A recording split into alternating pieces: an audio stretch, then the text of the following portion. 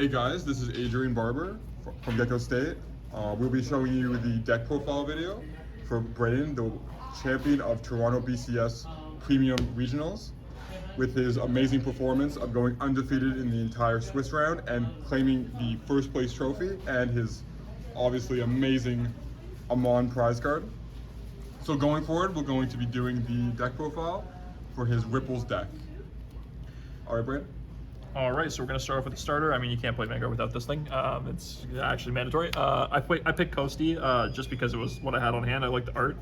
It is what it is. The errata is out for all these cards, so you don't actually have to use the new versions if you like their original art and I guess the color pattern for the original cardstock.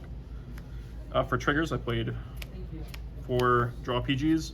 These are actually super integral. Actually, one of them saved me in my top 4 game when I hit a draw in the damage and drew me into a Heal Guardian, which is really important. That being said, we also play 4 Heal Guardians. Now I'm presenting them with my triggers because honestly, more than their grade 3s, their triggers in this deck, they do everything that a trigger would do. You don't really discard them to stride. You have so many things to facilitate that anyway. Mostly the benefit of this was just to use the Heal Guardian or the G Guardians. They saved my butt in a lot of ways, and I'll explain that a little bit more depth later. I never really used their skills early game because I thought that they were more important as G Guardians late game. Then we played 4 copies of the Stride crit. As I was just saying, these aren't grade 3s because these can be grade 3s and they have a more beneficial effect. They have 4K, these have 10K, these are damage extenders, all that other stuff, you know what I mean? Then I played 2 soul crits. These guys actually clutched me a bunch of times. I could have played a third soul crit, but instead I only played 2. Again, it did exactly what I needed it to do. This here is a vanilla crit. Now, the idea of the vanilla crit is more so for the 5k power. The 5k power allows for better boosting numbers against Excel decks. You can do a lot more against Narukami, which is a bad matchup traditionally. Bad matchup, I say. You can use them to boost for better numbers against the MFD deck. And it also helps in the mirror as well, aside from being a 15k shield, of course, because like you only play once, so the odds of seeing it is not like super crazy. And then obviously, lol OT. OT, just this deck makes the OT super consistent because you always thin your pieces out. You don't want to play the 2 million power one because this is just literally every trigger on one trigger, and then it gives you a front, which is actually crazy. Fronts I found were okay, but not good enough to be put over crits. Crits just solidify games in a deck that attacks for a lot of small numbers with like very rookie swings, and allowing you to put more pressure on your opponent in the early game. If you see a surprise crit on Ripples, they're probably dead. So that's my triggers. Going to grade 1s, this is like the best ride in the deck. There's a lot of people who aren't playing 4 of this card, and that makes no sense to me because it makes your Odysseus like 3 cards better on turn 1. So rather than you like opening one of these, riding it, searching top 7, then calling out Odysseus and feeling sad because you only played 1 Soterio, now instead you get 2 searches, you deck then your card an additional card. It just makes Odysseus a much more valuable card. Also, he's a great booster and he's a great attacker. He stands with 5k, which makes him a 13k swing. He's on an Excel, he stands for an 18k swing, which is a more than 5k guard for a Force deck. He's just a very perfect grade 1 for everything he does. He's just free. That being said, though, in the late game, he does sometimes feel a little awkward. That being said, he did clutch me again. So that's him. The literal best card, probably actually in the game. He just makes your deck a breeze. Everything about his consistency. He gets you a free card. Like, he turns a body into a better body on your Vanguard. In the late game, he turns your free card into a +1, into another +1. This card is absurd, and the fact that he's not once per turn, he is once per turn but per copy, so you can play more than 1 in a turn, makes your deck explosive as hell on grade 3. It's literally perfection, and the fact that he's banned is truly tragic, but honestly necessary. 3 copies of Nerissa. This is a staple in Aquaforce, and it just should always be played. Every single Aquaforce grade 3 deck has something to do with resting, and the best grade 2 in the whole clan is Pursuit Assault. So like realistically, you get a lot of value off this card. I also play Dennis, which allows this card to be just a free +1 for Soul Blast 1, then it stands with 10k, and then you draw a card after. So actually it's like +2 or 3. Creates great attacks, gives you card advantage back. and it's just an all-around good card. And when you ride it, you don't feel bad because Odie can always call her back out. And finally, 2 copies of Viragios. This card was exactly what I wanted it to be, exactly every single time I needed it. This card searched me Heal Guardians, this card searched me Genovius, this card searched me Thavis, the amount of times I needed it every time. This grade 1 lineup, in my opinion, is the perfect grade 1 lineup for the deck. The only argument you could play is the Spirit Body Condensation. However, when you play Spirit Body Condensation, you lose so much shield. You lose so much ability to protect yourself. And I'll get into why that's really, really important and how the grade 1s clutched me, how the Soterios clutched me in the Narukami matchups a little bit later. That's my grade 1 lineup. Well, moving on to grade 2s, I play 1 original Pavroth because honestly, when you go to grade 2, if you have the Odie, this is what you're always riding. If you can ride it every single time. Now, I obviously play 4 Pavroths because he's just a great grade 2, searches Genovius. These guys stand with an additional 5k, but this guy on hit stands 1. Basically, this allows for a lot of variety in what you're doing, but you don't hate riding this one. You would just prefer to be on this one. So it was just fine because you search it on a grade 1. So out of curiosity, Braydon, when playing the 1 original Pavroth, how many times did the on-hit effect come up for you?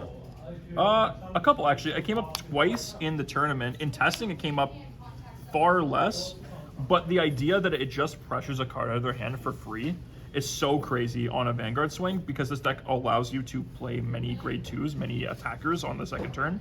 And then things like Dennis plus Odie make this way better. So like opening Narissa, Odie, and then having a Dennis as your grade 2 ride is literally crazy because now what you're doing is you're going to ride your Dennis on grade 2, use the same Narissa that you use with Odie to rest it, call a card, and then Odie not being locked lets you go into this Pavroth. And then you get the Dennis out of your soul, which is absurd. Insane, insane, insane consistency with extreme card value. That's how you play this deck, in my personal opinion, and I don't like the fact that everyone's playing cards that just demote playing your cards efficiently. Things like Soul Body Condensation and the grade 2 Soikea Plant Lady. I think those cards aren't necessary whatsoever. If you're playing correctly, you should never have to use them ever. That is very good insight. And also, would you say how many people were caught off by just the original Pavroth, out of curiosity? Every single Ripple player I talked to said that they probably couldn't get this card, or if they could get this card, they just didn't think it was that worth it. I think it's mandatory. You cannot play this deck without this card. He's a 10k body, which makes him extremely good against force numbers, but even more important, against excel numbers, if you hit a damage trigger, you end their turn. Nice, all right, very good insight. All right, moving forward. The best grade 2 in the whole clan. Like, it's unbattleable. You cannot argue this. No articulation involved. This card is a draw 1. This card is absurd power on both players' turns. It's super consistent with Genovius, and it honestly enables like every single deck. This card is a staple in this deck. This card is a staple in Thavis. This card is a staple in Maelstrom. You literally must play this in every Aquaforce deck, and I would not overstate this card at all. Its price is entirely accurate. Everything about this card is super worth it. He was the best attacker. He was the best consistency card, other than Odysseus, because he got me to him. Everything this card did is exactly what I want. Now, to be clear though, again, managing your resources in this deck is extremely important, and I do not ever want to downplay that. Be very careful when you activate the skill in every deck that you play it in, because sometimes the soul is not always with you, especially in decks like Genovius and Thavis, where you must have soul to pay for certain costs. Example being things like Narissa, or having the Pavroth in soul, or you don't want to soul blast and get away from your Lambros. There's a lot of things that you really have to be careful with when using your soul. And then, as I said, I play 3 copies of Dennis. This guy performed for me much better than he has any other time I've ever played him. He's a staple as well in Aquaforce because he's just a free body. He turns Narissa into a +1 for no reason. He turns your Thavis deck online if you're playing Thavis. He is extremely, extremely potent, and he did clutch me a game against Narukami. I had no way to Thavis in a matchup where they called Eradicator Unruly Dragon, which is a Denial Griffin, if it intercepts. And Aquaforce really has no other way of dealing with it than Thavis, and he ripped Thavis off the top. I only play 1 Thavis. That's how crazy this card was. It was by accident, clearly, but his value was immaculate. Perfection card. And then I played 2 Coral Assaults. Literally just as good of an attacker as Pursuit Assault. However, he takes setup, Pursuit Assault does not. This card also lets you draw a card, so he's Narissa and Pursuit Assault if they combined. So the reason he's at 2 is because there are a lot of times where he's inoptimal. Namely, times when you couldn't get enough Excel markers out, like you didn't see the OD. It is possible to not see it. He's also inoptimal when you have to play around your Pursuit Assaults being out of deck. So now you're having to make weird interactions with Coral Assault where you have to like put him on an Excel, which is obviously his best spot. He wants to be on the Excel every time. But if you have to play him in a column, you feel really bad. Because now the only way to really use him correctly is to tap him with his booster to try and get the 4 out. And you have to use him to swing inoptimally, which is really weird. And then he doesn't get the +5 bonus when you stand him on an Excel. So now he's like negative. Okay, so what I mean by that is the Genovius is going to stand this guy. He's going to gain 5k. But then you want the extra 5k from the Excel because that makes 34. Very, very important. 34 is a very good number in this format. Now moving on to the grade 3s. This is really standard in my opinion. I think this is the best ratio of grade 3s you can play in this deck. So you play 4 Genovius. The best thing they ever did for Ripple was give him an Excel marker, and then on top of that, they gave him this really crazy ability to just Soul Blast 1 and call a card. Any card off the top 5, it's literally insane. But then, he has this other really weird ability where he's Counterblast 1 to stand a rear guard. If you have Pavroth on your soul, it gives him it gives the rear guard 5k. And if you have 4 more damage, he stands your whole board. Which creates this really weird scenario where your opponent must keep you under 4 if they want to live the next turn. So you're forcing your opponent to have lackluster turns and try to play for advantage in an aggro deck where like advantage doesn't super matter because I just attack more than they have cards in hand. So that's really one of the things that kind of pushed Ripples over the edge is just him having the Excel marker, and it's why Odysseus is getting banned is because it generates too much plus. It's just more proactive to ride this card from Odysseus than it literally is to do any other thing in the game, because every single time you ride this card from Odysseus, you're getting the card you put in the soul comes back out, you ride this, you get an Excel marker, so you draw a card, and then you Soul Blast 1 to call a card. So now you're going +3, and you can do this multiple times a turn. So over the long run of a turn, you're probably +7, probably +8. Creates very, very crazy scenarios. Also, he can rip Odie off the top and continue extending. Really, really good card. A real shame it's banned. So I believe going forward, you're going to have a bit of a different ratio than most of the traditional Ripples build, though, because judging based on a lot of your matchups, you were playing seems to be a very different grade 3 lineup in total. That was other than the 4 Genovius. Am I correct? That is correct. So moving on to the next one, as Adrian was just talking about, I play 2 copies of Rolling Ripple Miltades, and the reason I do this is because in testing, I damage checked this card or I drew it too many times that I was like, if I wanted to have a second grade 3 turn, I know that's crazy, right? Like in Ripples, having a second grade 3 turn, I know. If I wanted to have a second grade 3 turn, if I wanted to have any further game other than my stride zone, this guy turned my whole deck back on for me. So the idea that you can just Legion these back into your deck and then automatically just boom, but then you can activate his skill to call a card. But also, he also has a skill when you ride him to counterblast 1, top 3 for a Ripple, and then mill the rest. So now you're thinning your deck even more, but he also can help you get to OD. So he's not even like the worst ride in the world because he can add OD off the top. So if you're just missing that one extra step and you feel like you're really missing out with the not riding Genovius and getting the Excel, he can really clutch that game for you. And you don't have to feel so bad because you'll have a second one in your deck. So honestly, this card was perfect in my mind. Every single thing about this card was perfect. Nothing I can really say about this. It was just 2 was the optimal number for me in testing, and it just felt right every time. I never had a problem with this list at all. And then naturally, because it's literally one of the best interactions in this whole deck, 1 copy of One Who Will Surpass the Storm Thavis. So speaking of Thavis, a lot of people are traditionally main decking the Lambros with them, or more Thavises. What was your honest opinion on playing the Grade 4 Lambros or the more Thavises? So if you aren't playing the Grade 2 Plant Girl, I think that playing Lambros is the most redundant thing you can possibly do. You're now trying to jam an engine that has no right being in your deck into your deck, and now you're trying to ride a card that isn't optimal. Playing Lambros efficiently requires that you ride Thavis to get Lambros out of the deck for free. I understand that by playing Thavis, you can vicariously put the Lambros into your deck as another search option for another more viable play, but why would you bottleneck yourself into playing another card with no shield when you could just play 1 copy of this and it's entirely searchable multiple ways over? On top of that, you must play this card to remove Hanali from their board. Lambros, inefficient, not important. Thavis, absolutely staple, must play, removes cards from your opponent's board, including Honolulu, including Unruly, including every single card you could possibly imagine. In the Amon matchup, you can hit the back row guy who soul charges too, or makes you have to soul charge from your hand. You're stopping them from populating their hand. This card is ideal in every single possible way, but he's even better as a rear guard. All right, Also, very good insight. on that note, Odysseus has this really neat interaction with this, though a lot of people who play Ripples already know, but if you don't play Ripples and you want to know, Odie says that you can shove a rear guard into your soul to ride a Ripple with the same grade as your Vanguard. However, once you're done doing that, you can call any card from your soul, except Flash Ripple Odysseus, that has the same grade as your Vanguard. So once you're on grade 3, you can snipe their rear guards by resting Thavis, use Odie to put Thavis in the soul, ride Genovius, and then call Thavis out standing again. He's a new unit, and he's standing again. This allows you to snipe their entire board for every copy of Odie that you have. Literally insane.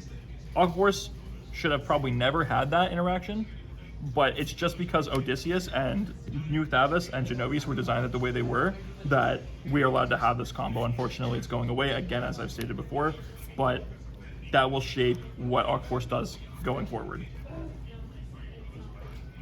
That is my main deck, though. All of the main deck is complete, and that is what I played for the BCS. However, moving into my G zone, which was the second most important part of my deck, I'll get into the G Guardians first because they were extremely important, and I'll get into some scenarios where I had to use them very, very impactfully. So first, I play one copy of Rebellious Heavenly Flow General Dianera. This card, I actually would have played 2 of if I could have had the choice before registering. I thought I only needed 1. That was a gross misunderstanding. This card is absurd. This card is literally a Heal Guardian after turn 3. Aquaforce for some reason got that. I know some clans got PGs, that's great, fantastic. This card is insane.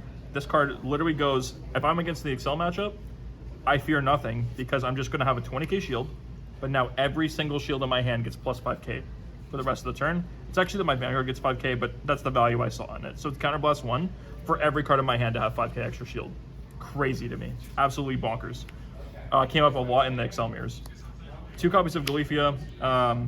Galphilia. This card has to be played only because it gets you out of lock and it also gets you out of no damage. So if your opponent damage denies you and never really gives you a chance to get out of it, you can turn your Heal Guardians into a chance to get out of it, which is extremely impactful, especially for things like Alexandros and your Valios Revive. Those cards are extremely impactful in the late game or in really niche situations where you're not being damage denied. So her getting you out of damage denial is extremely important. 1 copy of Ice Barrier. This card clutched me literally 3 times in a row. He saved my butt every single time because of that first battle clause. And I will get into that when I'm done my G zone. But the first battle clause of this card literally makes this card probably one of the best G Guardians in the game. He just comes up so much. He's literally plot maker, but more efficient. That being said, if they go to second battle and you have a G Guardian, this becomes the next target because she basically does the same thing, just slightly worse. 2 copies of Ionis. When they start swinging at your rears and you have a G unit face up, this card becomes extremely impactful because it gives them resist, but also gives them PG status for the entire turn, and then he gains 5k shield for every single card he targeted. He can target up to 5 cards, so that's a lot of value, and he flips up Galphilia. So if you have to counterblast 1 to shut down your opponent being aggressive, you can countercharge it by flipping Galphilia back up from using his skill. Literally insane. This card's value cannot be overstated, and that's why I played 2 of them. Now be very careful about how you set him up though, because he is GB1 like all the other flip G Guardians. 1 copy of Dismal came up very, very often because he's just a baby Ionis for when you're going first and you need to just quick G Guardian and you can't stride. He just gets flipped up so that you can use things like Lambros and your other strides like Alexandros more efficiently. And he adds value to them, but also giving PG status and resist to a card. Actually, I don't... Yep, it can't be hit, and it is resisted. So you're mainly focusing on playing a lot of G Guardians to really facilitate ways to defend your rears in case your opponent has a damage deny you. Correct. Now, that being said, if my opponent did call Armor Break against, or ride Armor Break against me, and they use the skill, tell you what, every single time I'm going to give them my entire front row. Because the more times you give them your front row, the less targets Narukami has for you. They have to now play cards that slide your back row up, which is way less efficient, and all of them cost a counterblast. Very, very important. The only one that doesn't cost a counterblast is Demolition Dragon, but he has to hit, so he's locked behind another thing that makes it hard for them to facilitate getting your back row. So at least you can preserve something. If you had to preserve anything, always make it your back row in this deck. Your front row can be replaced, they cannot. On to the strides. I played 2 copies of Genbold. He's probably the best Okafor stride in the game. Like, he just, if you have a first stride opportunity and your Odysseus board isn't looking very good, like let's say you just didn't have Odysseus per se, this card can have you at like ending at a 14 card hand. This card's literally crazy. It draws you a card for every 2 rested rears. It retires an opponent's rear guard for every 2 rested rears, and then it stands 2 rears if you have 3 or more of these effects. So if you activate the effect to draw and you draw 3 cards from it, you get to stand 2 rears. But also on stride, he lets you look top 7 for 2 cards and call them rested, which is crazy because he's already allowing you to draw a card. So now you're +3 off of just writing him. Very good. Alexandros ×2. In concept, I might have cut one of these. This card was very, very good, and it won me 2 games. One of them against Narukami, and one of them was against Ripples, actually. In the mirror, he left me with 3 damage. 2 of them were face up, 1 was face down. I needed to use one of them for Iones, and I needed to use the second one for Alexandros. Alexandros is just Lambros, but better. However, I've learned since in the Narukami matchup, he is worse than Lambros. So make sure that you go into Lambros rather than Alexandros if you're being pressured by Narukami and you know they have a heal. Like if they added it, play around the bulwark.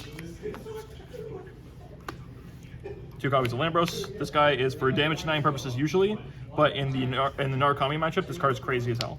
This card is on attack, stand your 2 guys and give them 10k. He allows you to get an additional 2 attacks for no reason when your deck can already hit and pressure really, really easily anyway.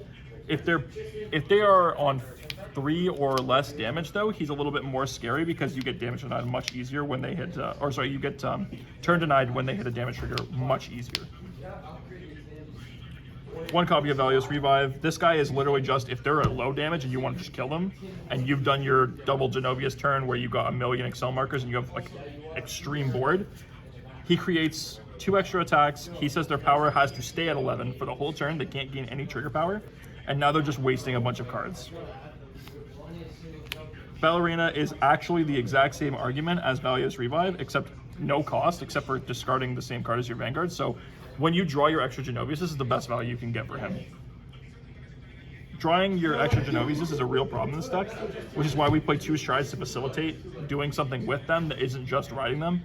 Ballerina is extremely potent when you have 1 billion grade 0s in your hand, which is why I don't emphasize playing too many grade 2s. I play exactly the right ratio for a reason, and it's because this guy can basically just blow people out. They literally, you swing with your 12k Odysseus into an Excel Vanguard, and you start popping their low card guards, and they can't do anything about it. Now your 12k is actually threatening. Very, very good when your opponent's at high damage. Very good when you want to get free strides, and very, very nice when you have a Genovius in hand. Finally, Mogito. I didn't ride this card a single time. It is just there as a tech option because ultimate strides should be played. Like they're ultimate strides for a reason. Now Megiddo has never been the best one, but if you really want to go in a blaze of glory and they're at 5 and you don't think they're going to heal, you ride this if you have the counterblast and you just blow them out because that's just what he does. He's extremely impactful. He's got an extremely high attack value for a Vanguard, and it's everything you could have asked for on a Xerath in all 3 water clans. Anyway, that's it for my deck.